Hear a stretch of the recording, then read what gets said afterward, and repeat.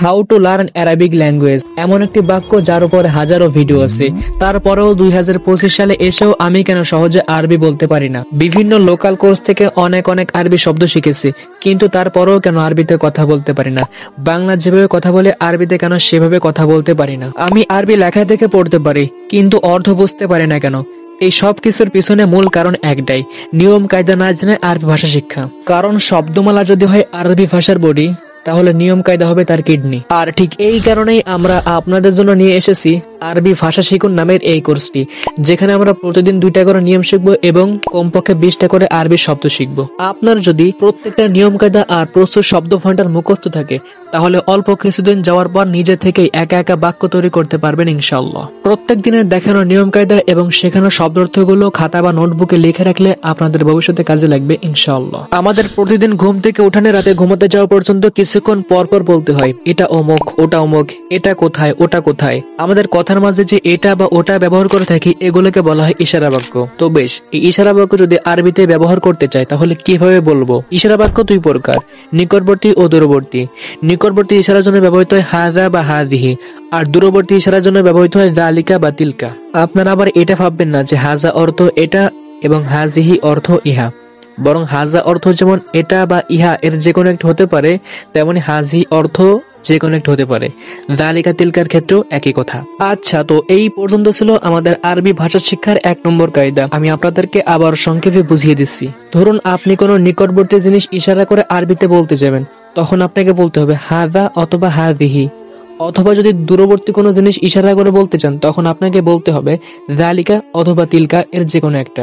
উদাহরণস্বরূপ, আমি যদি বলতে চাই এটি একটি মসজিদ, তখন আমাকে বলতে হবে হাযা মসজিদুন। আবার যদি বলি এটি একটি মাদ্রাসা, তখন আমাকে বলতে হবে হাযিহি মাদ্রাসাতুন। আবার এই একই মসজিদ দূরে চলে যায়, তখন আমাকে বলতে হবে যালিকা মসজিদুন। একই রকম মাদ্রাসা যদি দূরে থাকে, তখন আমাকে বলতে হবে তিলকা মাদ্রাসাতুন। আপনারা হয়তো ইতিমধ্যে লক্ষ্য করেছেন, শব্দের ভিন্নতার কারণে হাযা হাযিহি এবং যালিকা তিলকার ব্যবহার ভিন্ন ভিন্ন আছে। এগুলো কখন, কেন, কিভাবে হচ্ছে সেটা আমি সামনে বলতেছি।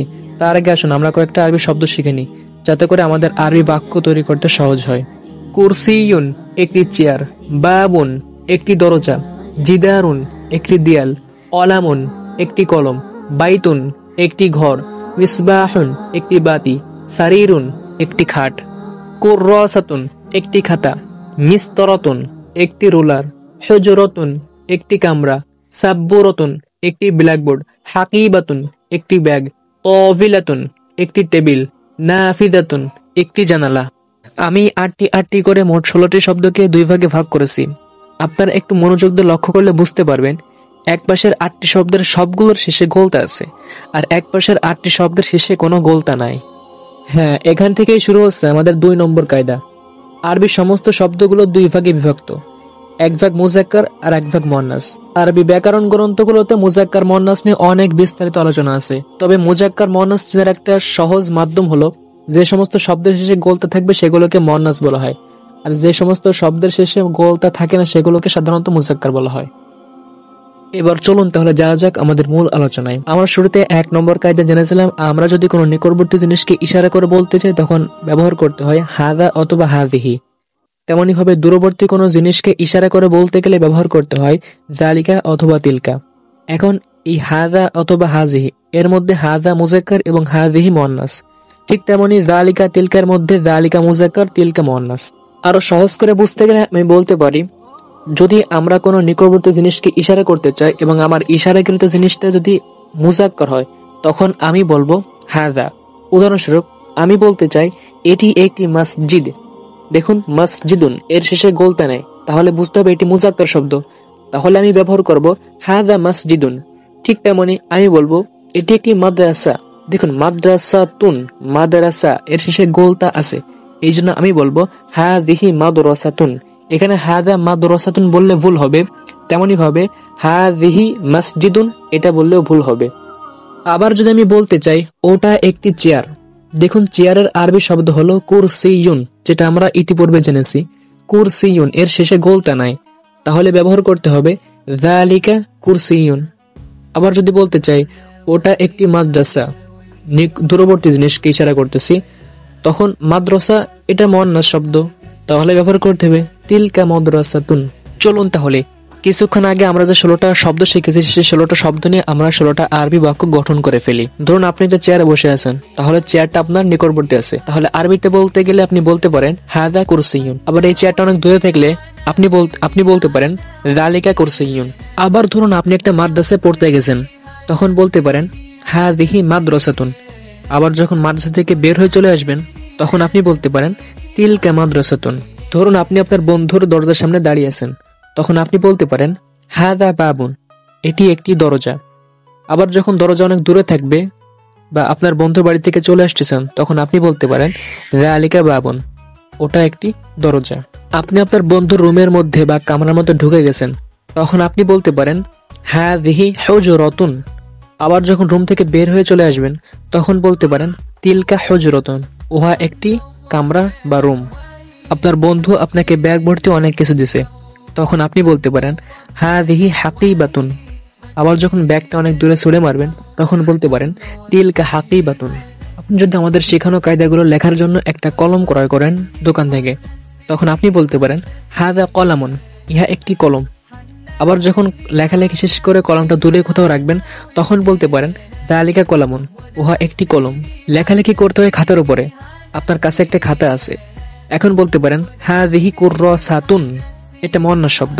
আবার যখন লেখালেখি শেষ করে উঠে চলে আসবেন তখন বলতে পারেন তিলকা কুররাসাতুন, উহা একটি খাতা। যদি আমাদের শেখানোর নিয়মগুলো লেখার জন্য আপনি একটা চেয়ার টেবিলে বসেন, তখন আপনি বলতে পারেন হাদিহি তাওবিলাতুন। আবার যখন লেখালেখি শেষ করে উঠে আসবেন তখন বলতে পারেন তিলকা তাওবিলাতুন। যখন রাত অনেক গভীর হয় তখন লেখালেখি করতে গেলে লাইট জ্বালাতে হয়, বাতি জ্বালাতে হয়। তো আপনি ধরুন লাইট জ্বালাতে গেছেন, তখন বলতে পারেন আপনি লাইটের অনেক কাছাকাছি, তখন বলতে পারেন হাদা মিসবাহুন, ইহা একটি বাতি। আবার যখন আপনি লাইটের থেকে অনেক দূরে চলে আসতেছেন তখন বলতে পারেন যালিকা মিসবাহুন, উহা একটি বাতি। গভীর রাতে আপনার মন চাচ্ছে জানালা দিয়ে একটু চাঁদটা দেখতে, তো আপনি জানালার কাছে দাঁড়িয়ে আছেন, তখন বলতে পারেন হাদিহি নাফিজাতুন, এটি একটি জানালা। যখন জানালা বন্ধ করে আপনি ঘুমানোর জন্য বেডে শুয়ে পড়তেছেন তখন বলতে পারেন দূর থেকে তিলকা নাফিজাতুন, ওটা একটা জানালা। আমরা আমাদের আজকের দর্শে বা প্রথম ক্লাসে 2টা কায়দা শিখলাম, 16টা শব্দ অর্থ শিখলাম এবং 16টা শব্দ দিয়ে কিভাবে বাক্য তৈরি করতে হয় সেগুলো শিখলাম। এখন অনেক পড়ালেখা করার পরে যখন আপনি ক্লান্ত হয়ে গেছেন তখন ঘুমানো দরকার, ঘুমাতে গেলে দরকার খাট। তো আপনি খাটের কাছাকাছি গেছেন শোয়ার জন্য, তো বলতে পারেন আরবিতে হাদা সারিরুন, অর্থাৎ ইহা একটি খাট। যখন আপনি খাট থেকে দূরে চলে আসবেন তখন বলতে পারেন যালিকা সারিরুন। তো আরবি ভাষাপ্রেমী বন্ধুরা, এতটুকুই ছিল আমাদের আরবি ভাষা শিখন কোর্সের প্রথম ক্লাস। আমি আশা করি আপনারা সম্পূর্ণ ভিডিও দেখছেন এবং পুরোপুরি বুঝতে পারছেন।